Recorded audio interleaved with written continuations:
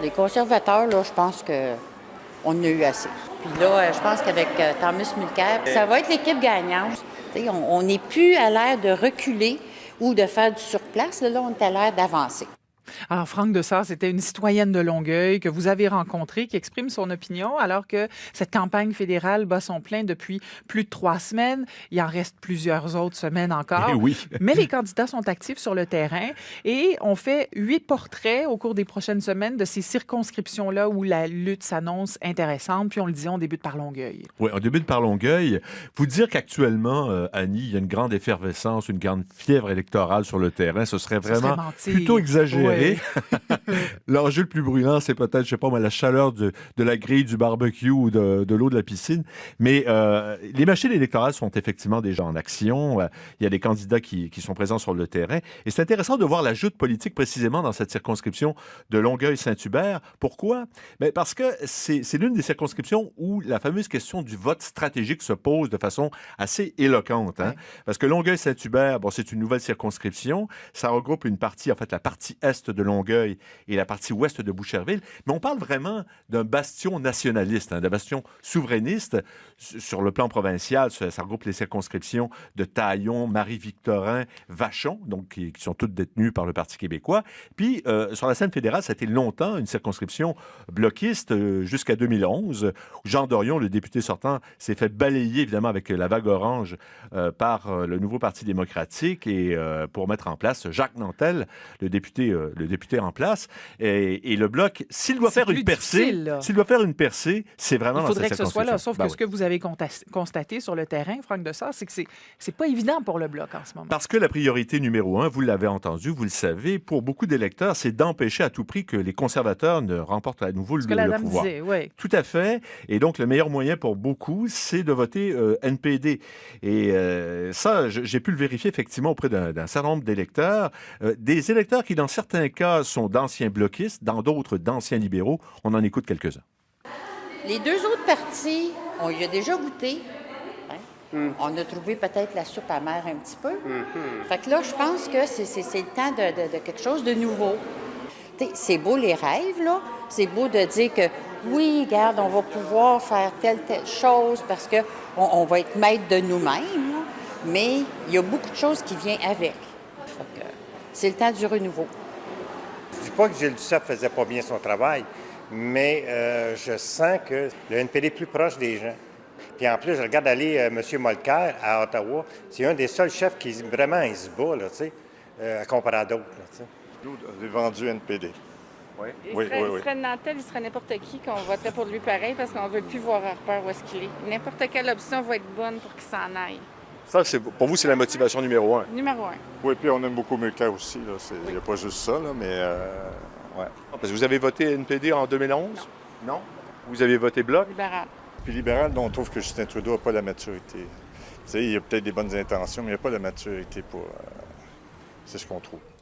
Alors, vous l'avez entendu, Annie, beaucoup d'électeurs, d'anciens électeurs souverainistes qui ont délaissé le Bloc pour le nouveau Parti démocratique. Ce dont témoigne d'ailleurs aussi le parcours personnel du député néo-démocrate Pierre Nantel, et non pas Jacques, qui est député donc de Longueuil-Saint-Hubert, qui a été critique, vous savez, en matière de patrimoine dans le cabinet fantôme de M. Mulcair, qui bénéficie cette fois-ci vraiment d'une bonne organisation. Contrairement à 2011. Ah, là où il y avait trois candidats qui occupaient le même local. C'est vraiment tout à fait autre chose. Et il nous parle ici de son cheminement politique.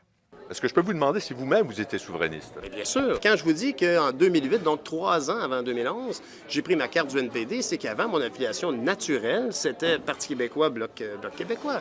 Et en 2008, je me souviens très bien, c'est un enjeu environnemental où la prise de position du Bloc ralentissait une progression qui aurait pu être pan-canadienne sous prétexte que c'était une juridiction québécoise. Et j'ai ressenti à ce moment-là une guerre de clochers qui avait plus sa place. Alors, vous êtes prêt à dire que la souveraineté, vous tirez un trait sur cette possibilité-là pour toujours ou c'est conjoncturel, temporaire?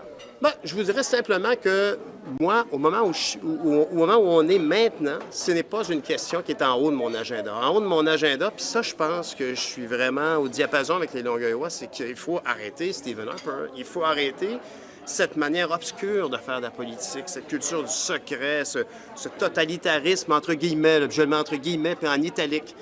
Parce que, bien sûr, on n'est pas dans un régime totalitaire, mais cette manière, on voit bien avec le procès d'Ophi, de tourner les coins ronds, de fermer les lumières, barrer les portes, tout ça, bien, les Québécois se reconnaissent absolument pas dans tout ça. Intéressant. Je trouve qu'il ne vous a pas nécessairement fait une profession de foi fédéraliste non plus dans ce commentaire-là. Il y a d'autres enjeux, évidemment, dans cette campagne. Bien, évidemment, il y a toute la question de la qualité des infrastructures dans un comté comme celui-là, du remplacement du pont Champlain, bien sûr. Beaucoup d'électeurs qui sont irrités par la perspective d'un péage. Et là, on sait qu'évidemment, les néo-démocrates et les libéraux se sont opposés à ça, de même que les bloquistes. Mais il y a un autre dossier, Annie, qui est vraiment très, très important, c'est celui de l'environnement, de l'énergie. Vous savez, le projet d'Énergie Est, d'un nouveau pipeline qui aurait des incidences assez importantes dans cette circonscription-là, ce qui pourrait représenter donc potentiellement une augmentation importante du trafic, en fait, du pétrole, non seulement par train, par pipeline, mais aussi fluvial. Et le nouveau Parti démocratique et le Parti libéral souhaitent que le projet en question soit soumis à une évaluation environnementale indépendante au préalable, ce qui représente une position, en fait, de trahison pour le Bloc québécois, qui renvoie vraiment les partis fédéralistes dos à dos sur ce plan-là. Et j'ai rencontré son candidat, qui est Denis Trudel, qui est un comédien très engagé depuis longtemps pour la cause de l'indépendance.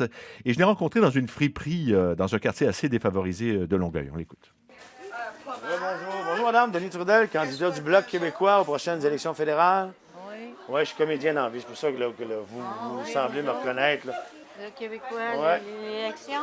Les élections dans 2 mois. Vous êtes au courant qu'il y a des élections le 19 octobre. Vous avez dans quelle émission?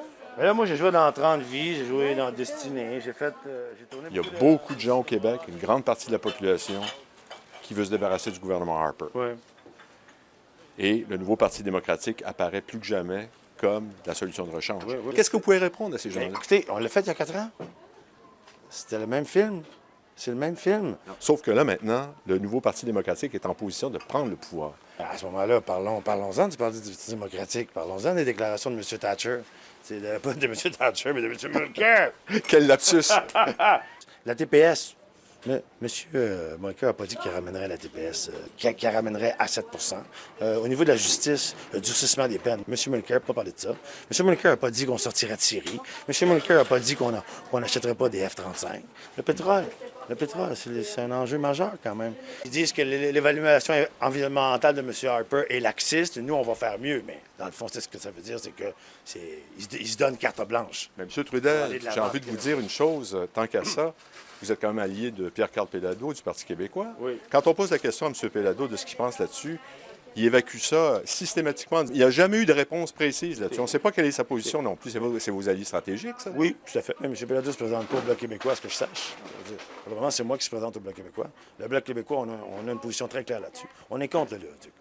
Alors, outre la question environnementale, Annie, bien sûr, il y a les questions de socio-économique, de pauvreté, notamment. Vous savez que Longueuil, il y a des poches de pauvreté assez importantes. De population qui est, en fait, la moitié des citoyens sont locataires dans Longueuil-Saint-Hubert. Pour changer la donne, il y a le candidat libéral Michael O'Grady, qui, lui, qui est un ancien conseiller municipal de Greenfield Park, qui fait du développement économique vraiment son credo numéro 1. Vous êtes un anglophone, vous êtes fédéraliste, libéral, vous vous présentez dans un bastion souverainiste, peut-on dire. Ça prend quand même pas mal de culot, non? Moi, le message que je lance à la population, c'est que ça fait 30 ans, là, 25 ans qu'on n'est pas à la table décisionnelle à Ottawa. Est-ce qu'on peut envoyer quelqu'un à Ottawa qui va travailler pour des dossiers, pour amener des investissements et des emplois ici parce qu'il y a quelqu'un qui va travailler là-dessus? Et nos idées sont nombreuses. On a toute la question du secteur aéroportuaire qui doit être valorisé. Et il n'y a pas un homme d'affaires. Va parler avec tous les gens dans l'économie de la Rive-Sud et demander s'ils ont entendu quoi que ce soit qui ressemble à une vision économique et de développement pour notre région, pour amener des emplois, des entreprises ici. Ils n'ont exprimé aucune idée. Alors, je signale en terminant, Annie, que John Sedlak représente les conservateurs. C'est un homme d'affaires et qui a aussi la plus jeune candidate de l'histoire parlementaire canadienne. Ah oui, elle n'a pas 18 ans encore. Non, 17 ans, Cassandra Poitras, donc il représente le Parti vert. Intéressant, on vous retrouve plus tard cette semaine. Merci beaucoup.